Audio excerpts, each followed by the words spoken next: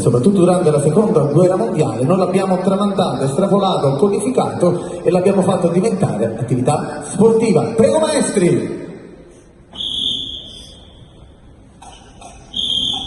Vedete come ad ogni attacco avviene sempre una parata con lo stesso arco del pugnale. Ricordiamoci la differenza tra il pugnale e il coltello. Cambia il tipo di impugnatura, lame totalmente diverse, guardia anch'essa diversa. Vedete come il maestro Panini fa tutto con la stessa mano.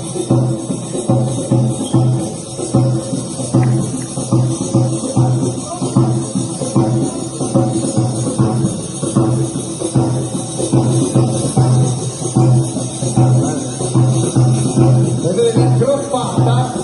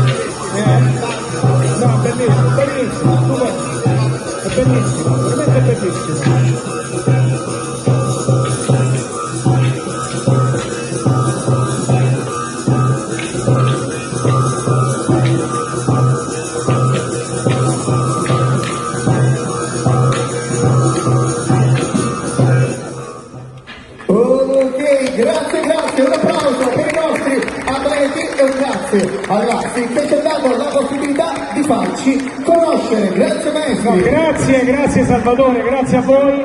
Mi concedi un fuori programma solo, 2 minuti? Maestro Di Mauro, prenda il bastone per favore. E vorrei invitare il nostro presidente, il senatore Barbaro, sul palco, perché questi maestri costruiscono con le loro mani questi bastoni. È macchia tipica mediterranea, raccolta in un determinato periodo dell'anno, messa ad asciugare e sapientemente lavorata dalle mani dei nostri maestri. Questo è un dono particolare che in Sicilia usiamo fare nei momenti più importanti, quindi ci teniamo tantissimo, Presidente, ad omaggiarla di questo ricordo. Prego maestro, il simbolo della Sicilia con il bastone siciliano. Questo porta fortuna, Presidente, tanta. Ma io, scusami, ho un vecchio contenzioso col Presidente, che abbiamo parlato prima.